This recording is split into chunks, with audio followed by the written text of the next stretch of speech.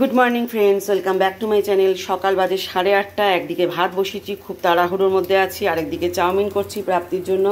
Chowmein প্রায় ready হয়ে গেছে, এবার ফয়েল পেপারের মধ্যে মুড়িয়ে ওকে দিয়ে দেবো, যদি একটু গরম থাকে। না হলে যখন খাবে তখন একদম ঠান্ডা হয়ে যাবে, ভালো লাগবে না ওর খেতে। ভাত উতলে পড়ে যাচ্ছে। তো চলো সকাল সকাল ব্লগটা দিয়ে শুরু করলাম। দাদু শুয়ে আছে, ব্যায়াম করছে দাদু। আচ্ছা ঠিক আছে, ওরা ঘুমাচ্ছে, তুই চল এখন। না ননা জেগে থাকে। চ চ চ সব নিয়েছিস তো? চ বেরো। গ্রিলটা খোল না, মানে খুলতে পারবি তুই? তেল মাখানো হয়েছে গ্রিলে নিচে। জলের বোতলটা তো দিয়েছি তো সব? হ্যাঁ দিয়েছি দিয়েছি দিয়েছি। ওই টাটা করে দে সবাইকে।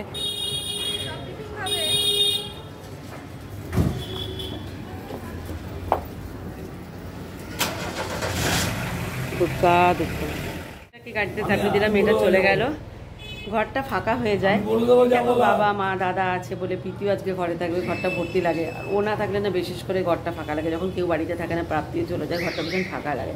ভীষণ চঞ্চল তো, আর বদমাইশি করে, ওই বেশি কথা বলে। ওই যাই হোক, সেই আসবে 4:30 পৌনে 5টার সময়। মেয়েটা বড় হয়ে গেছে, একটা নিশ্চিন্ত টিফিনটা খায়। প্রীতি যেমন টিফিনটা খেত না, একে ওকে দিয়ে দিত বা ফেলে দিত, বদমাইশি করতো প্রীতি। প্রাপ্তি টিফিনটা খায়, এই দিক দিয়ে ভালো। বলে তো খায়, আমি তো আর দেখতে পারি না, বলে তো খায়। এসে আবার ম্যাগি ট্যাগি কিছু খাওয়ার খায়। আজকে চাউমিন দিলাম, তোমরা দেখতেই পেলে। চাউমিন আবার কিছুটা রেখেও দিলাম, যদি এসে খায় তাহলে গরম করে দেবো। এসে তো শীতকালে ভাত খেতে পারে না, গরমকালে হলে গরম গরম ভাত খাইয়ে দেওয়া যায়, বা ঠান্ডা ভাত জল ঢালা ভাত খাইয়ে দেওয়া যায়, আরাম পায় গরমকালে। কিন্তু শীতকালে তো অত পৌনে 5টার সময় প্রায় সন্ধে হয়ে যায়, তখন তো ভাত খাওয়ানো যায় না। এই হচ্ছে ব্যাপার। তো এখন বৌদি এসছে, চা খাবো। আজকে মাংস রান্নাটা আমি করব। বৌদিকে কেটে কুটে রাখতে বলেছি। বৌদিকে শুধু বললাম বাঁধাকপি দিয়ে, মাছের মাথা দিয়ে তুমি করো, আর উচ্ছে সেদ্ধ দাও, আর ডালের মুখে তো ওই ডালের মুখে বাঁধাকপি আছে, মাংসটা আমি করে দেবো। তো চলো সঙ্গে থাকো, দেখতে থাকো। বন্ধুরা, প্রাপ্তি তো বেরিয়ে গেছে, এখন বসালাম আলুর তরকারি, আর এদিকে ভাত বসিয়েছি, আর এদিকে হ্যাঁ না গোটা গোলমরিচ নেই, গোলমরিচের গুঁড়ো করা হয়েছে। হ্যাঁ গোটা জিরে আছে, গোটা ধনে নেই, আছে দেখতে হবে খুঁজে। আনতে বল দাদুকে গোটা ধনে। এই ভাতের সাথে তোর ওই মাংস খাওয়া যাবে তো? ঝাল ঝাল আমার বাবাটা খেতে পারবে তো? গোটা ধনে আনবে, গোটা গোলমরিচ আনবে, আর স্টার অ্যানিশ আনবে, আর এলাচ আনবে, লবঙ্গ আনবে। কিছুই মনে থাকবে না দাদুর, একটা কাগজে লিখে দে, একটা কাগজে দাদুকে লিখে দে, দাদুর বয়স হয়েছে। তো বন্ধুরা, তোমাদেরকে একটা গল্প করব। আমি রান্নার বউকে আজকেই ছাড়িয়ে দিলাম, এসছিল রান্না করতে, আমি সঙ্গে সঙ্গে ছাড়িয়ে দিয়েছি। কি কারণে ছাড়িয়েছি আমি তোমাদেরকে নিশ্চয়ই জানাবো, সেটা পরে জানাবো, তোমরা অপেক্ষা করো। এখন রান্না বান্নাটা ছটপট করে দিয়েছি। ভাত হয়ে গেছে, ডালও হয়ে গেছে, ডালটা ফোটানোর জন্য রেখে দিয়েছি। এখন যাচ্ছি নিচে। প্রাপ্তি বলছে, আজকে সমানে প্রাপ্তি মুখে আসছে। প্রাপ্তি বাজারে স্কুলে হোঁচট ফোচট খাচ্ছে। আর প্রীতির জন্য এখন টক দই আনতে যাচ্ছি। প্রীতি বললো মাংসটা ওই রান্না করবে, তো চলো টক দইটা নিয়ে আসি। আলুর তরকারি রুটি হয়ে গেছে, 11:30টার মধ্যে খাওয়া দাওয়া কমপ্লিট আজকে আমাদের। আর জলখাবার মায়ের হয়নি, মা এখন প্রীতিকে খাওয়াবে ভাত, সেদ্ধ ভাত। প্রীতি খাওয়ানি, আমার বাবার খাওয়া হয়ে গেছে। তো চলো নিচ থেকে টক দইটা নিয়ে আসি। আর এসে বাঁধাকপি কাটবো, বাঁধাকপি মাছের মাথা দিয়ে বাঁধাকপি করবো, আর উচ্ছে আলু সেদ্ধ দেবো দাদার জন্য। দাদা সবই খাবে, উচ্ছে আলু সেদ্ধটাও খাবে। আলুটা আলাদা করে রাখবো, উচ্ছেটা ওর জন্য আলাদা করে রাখবো। উচ্ছে আলু মানে বোঝাতে পারলাম, উচ্ছে আলু একসঙ্গে একটা মাখবো, আর কিছুটা উচ্ছে ওর জন্য সরে যাবে। বোঝাতে পেরেছি নিশ্চয়ই। তো চলো নিচে যাই, নিচে গিয়ে একটু টক দই নিয়ে আসি। আর প্রীতি এখন যুদ্ধ করছে এখানে। প্রীতি করছে রান্না, সমস্ত ছড়িয়ে ছিটিয়ে একাকার কাণ্ড করেছে প্রীতি। ও রান্নাঘরে ঢুকলে এরকমই হাল থাকে আমার, তোমরা জানো। ওইদিকে গরম জল বসিয়েছি, এদিকে মাংস কষানো হচ্ছে। এই হয়নি গরম জল, এই ভগবান। প্রীতি এটা ধো, এটা ধো। আর এদিকে বাঁধাকপি কেটে রেখেছি, আলু কেটে রেখেছি। এই আলু মাংসের আলু দে, আলু কেটে। হ্যাঁ তো ভাজ, ওই জলটা দিবি, জলটা দিয়ে ওটার মধ্যে তেল দিবি, তেল দিয়ে ভাজবি। হ্যাঁ মাংসটা কষবে, হ্যাঁ একটু জল দে, একটু জল দি, গরম জল দে, ঠান্ডা জল দিস না মাংসে। ও রান্নাঘরে ঢুকলে 10টা বন্ধু লোক লাগে জানো। একবার এইটা দাও, একবার ওইটা দাও, একবার সেইটা দাও, এই করে যাচ্ছে। তো ও যতক্ষণ না রান্নাঘর থেকে বেরোবে আমি ওই গ্যাসে বাঁধাকপি বসাতে পারবো না। ও রান্নাঘর থেকে বেরো, এটা তুলে দাও। শুকনো কড়াইতে গোলমরিচ। ওরে না মা, বেরিয়ে আসো বেরিয়ে আসো বেরিয়ে আসো। হ্যাঁ তুই করে নে, না তুই বেরিয়ে যা, আমরা রান্না করে নেব। বন্ধুরা এইও করে, এই করে দাও সেই করে দাও, তুই নিজে রান্না করে নে, আমরা বেরিয়ে গেলাম। তো যা যা লাগবে করে নে নিজের মতো। প্রীতি তো মাংসটা করলো, আমি একটু মশলাটা আবার ভালো করে কষালাম, একটু কাঁচা কাঁচা গন্ধ বেরোচ্ছিল। পুরোটা দিস না প্রীতি, প্রচুর ঝাল হবে, এটা তুলে রেখে দে। আর ওইদিকে বাঁধাকপিটা আমি বসিয়ে দিয়েছি, বাঁধাকপিটা মাছের মাথা দিয়ে হচ্ছে। মাংসটা কি একটু জল লাগবে প্রীতি? এরকমই মাখা মাখা থাকবে?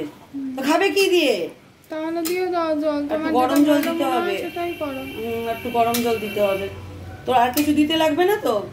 না, টক দই টক দই, আমার ঠিক মন মতো হলো না। টক দই সব দিয়ে দিয়েছিস তো? আর একটু সেদ্ধ হবে মনে হয়, সেটাতে আমি গরম জল করে মেশাই, তারপর আমি দেখছি কম বেশি হয়েছে, দেখে আমি নামিয়ে দিচ্ছি। আমার ঠিক মন মতো হয়নি রান্না। কেন? ভালোই তো হয়েছে মনে হচ্ছে।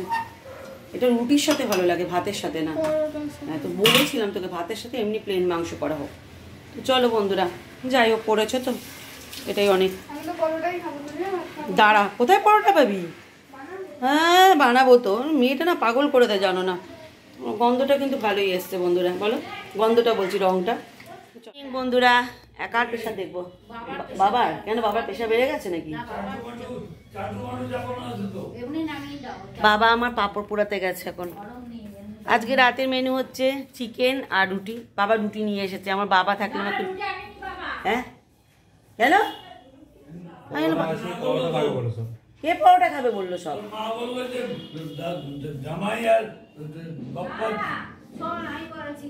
প্রীতি বললো আগে গিয়ে, তো বাবা গিয়ে সন্ধ্যার সময় বললো যে কিরে তুই পরোটা একা একা খেলি, তো বলছে আমি মেখে রেখেছি, বলে আমাকে দিলি না। তখন প্রীতি বললো যে ঠিক আছে মাখা আছে তোমার করে দেবো, রাত্রে পরোটা বাবা খাবে বললো। তারপরে বললো তাহলে টুসিও খাবে, হ্যাঁ টুসি খাবে, আমি খাবো, প্রীতি মানে বুঝে গেছি রাতগুলো সবাই পরোটা খাবে। কতটা ময়দা মাখা আছে? যা ময়দা মাখা আছে না, ময়দা আছে? হ্যাঁ ময়দা আছে অনেক। সেটাই বলছি, ময়দা তো আছে। আটা রুটি তৈরি করবে তো জামাই আর ওরা কেন রুটি খাবে তাহলে? ওরাও ময়দা খাবে। আমি রুটি খাবো। রুটি খাবে ওরা, ও পরোটা খাবে। জামাই বললো পরোটা খায় না। জামাই কোথায় জামাই এসছে? বলেছে, আসবে তো? প্রীতি বললো হ্যাঁ জামাই রাত্রে বেলা পরোটা খাবে মাংস দিয়ে হলে, সে খাবে। হ্যাঁ তারপর ওটাই করবে। আটা মাখা আছে তো, আটা মাখা তো, হ্যাঁ আমি তো আটা মেখে রেখেছি সকালে। আটা মাখা আছে, রিফাইন তেল আছে। রিফাইন তেল বাবা নিয়ে এসেছে। তো দাদাভাই রুটি খাবে। আর দাদাভাই রুটি খাবে, দাদাভাই পরোটা খাবে না রাত্রে। তো শোনা গেল বন্ধুরা, দাদাভাই রুটি খাবে আর আমরা সবাই পরোটা দিয়ে মাংস দিয়ে খাবো। আর যদি একটু মিষ্টি আনা হয় তাহলে মিষ্টি আনা হবে, মিষ্টি দিয়ে খাবো। আমি না তাহলে শুধু শুধু কেন রুটি আনতে হবে? সন্ধ্যা থেকে আজকে কোনো কাজ ছিল না আমার, সকালবেলা যেটুকুনি কাজ ছিল এই হচ্ছে ব্যাপার। সন্ধ্যা থেকে শুয়েছিলাম, মা দুবার চা দিল, চা খেলাম, চা খেয়েই উঠলাম। তো চলো দেরি আছে এখন পরোটা করা, সবে 9টাও বাজেনি এখন। ঢুকে পড়েছি এখন, প্রচুর বাসন আছে মাজতে হবে। এক্ষুনি ফোন আসলো যে আসছে, কাল আসবে না দিদি, যে ঘর চারটায় মোছে, সে আসবে না। তো সেই জন্য বাসন মেজে রাখবো সকালবেলায়। সকালবেলা আমাকেই রান্না করতে হবে, কারণটা তোমাদেরকে এখনও বলিনি, সেই কারণটা জানাচ্ছি। কেন আমি বৌদিকে ছাড়িয়ে দিয়েছি, কেন সে কারণটা তোমাদেরকে জানাবো পরে শেষের দিকে, ঠিক আছে?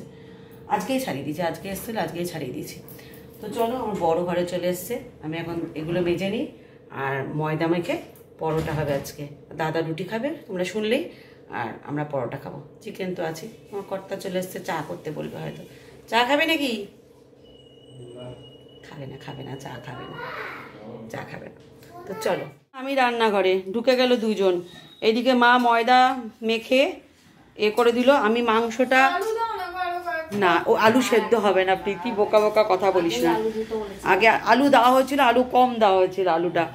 প্রীতি মাংসটা করেছে বলে ওই মাংসটা নাড়াতে এসছে রাত্রেবেলা একটুখানি। আমি বাঁধাকপিটা গরম করলাম, মা এখানে ইয়ে করছে। তুই কি রুটি করবি না, এই পরোটা করবি নাকি এবার?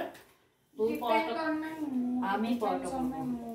আচ্ছা, তোর মুডের উপর নির্ভর করছে তো। দেখ তাহলে আমি বেরিয়ে যাই রান্নাঘর থেকে। বলবো সেরকম করে করবি, তুই ওই থালা কটা মেজে নে তাহলে। তাহলে তাহলে আমি বাসন সব মেজে নিলাম, ওই কটা বাকি আছে ওই কটা মেজে নিচ্ছি তাহলে আমি বাসন। তো তোমরা রুটিটা ময়দাটা করো, আমি বাসনটা মেজে নিই। ওটার মধ্যে একটু কি ওই হাত দিয়ে দিস না আবার, মশলাটা একটা দিয়ে দিবি। হাত দিয়ে কে দেয় বোকা? আর এই ঘরে আমার বাবা টান টান হয়ে শুয়ে আছে, দেখো। ওইদিকে আমার দাদা টান টান হয়ে শুয়ে আছে, আর আমরা মহিলারা কাজ করছি ঘরের। বাবারে ঝাঁজ আসছে কি, চিমনিটা জ্বালা। দুটা রাত্রির বাজে 12:30, এখন শোয়ার পালা। তার আগে তোমাদেরকে জানিয়ে দিই যে বলেছিলাম যে আমি বৌদিকে আজকে ছাড়িয়ে দিয়েছি, কাজ করতে এসেছিলো কিন্তু ছাড়িয়ে দিয়েছি, কারণটা তোমাদেরকে জানাচ্ছি। কেননা তোমরা তো আমার ফ্যামিলির লোক, তাই জানানো উচিত বলে জানাচ্ছি। কেননা বৌদি রান্না করতে এসেছিলো, প্রথমে চা দিল বৌদি আমাদেরকে সবাইকে। চা দেওয়ার পর আমার বাবা ডাইনিং ঘুরছিল, বাথরুমে যাচ্ছিলো, আর মা ঘরে বসছিল, দাদা ঘরে বসছিল।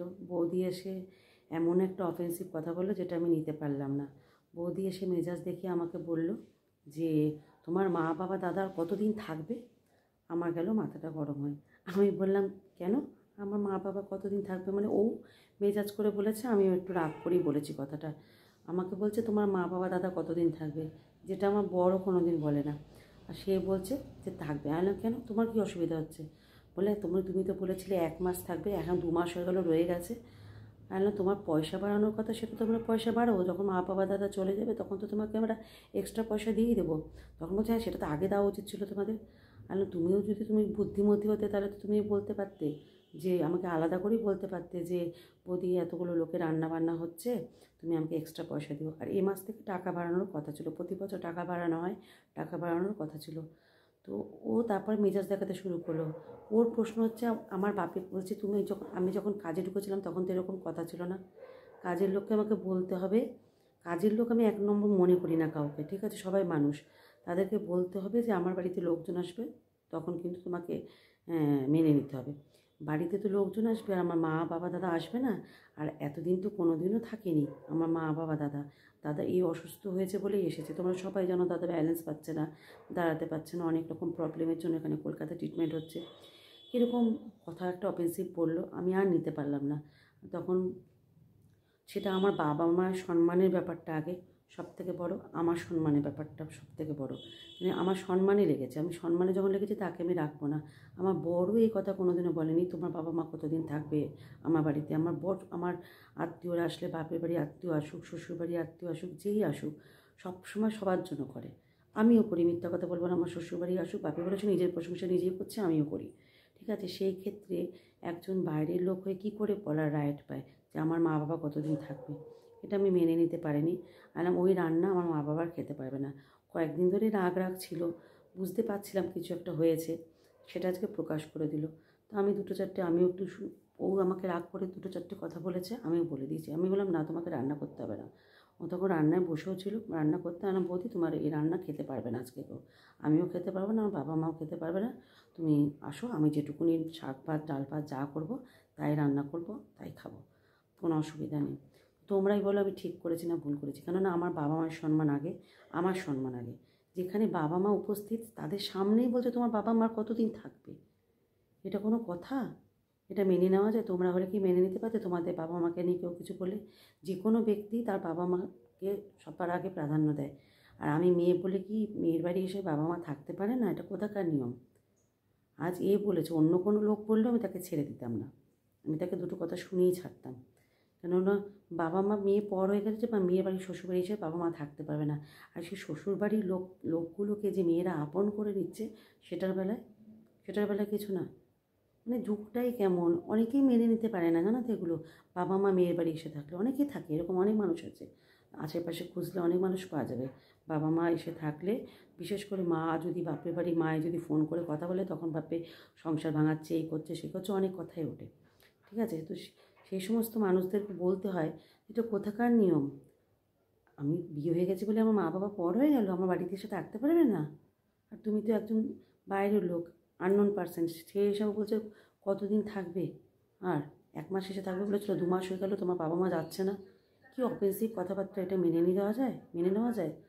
তোমরাই উত্তরে দিও যে আমি এই জন্য ওকে আজকে ছাড়িয়ে দিয়েছি, আমার লোকের দরকার নেই, আমি যেটুকুনি ডাল ভাত করি, শাক ভাত করি, করে নেব। আমি পারি না, অপারক, তাই আমার কোমরে পেন হয়, তাই জন্য, কিন্তু করব। এরকম অফেন্সিভ কথা যে বলবে তাকে আমি ছাড়িয়ে দেবো।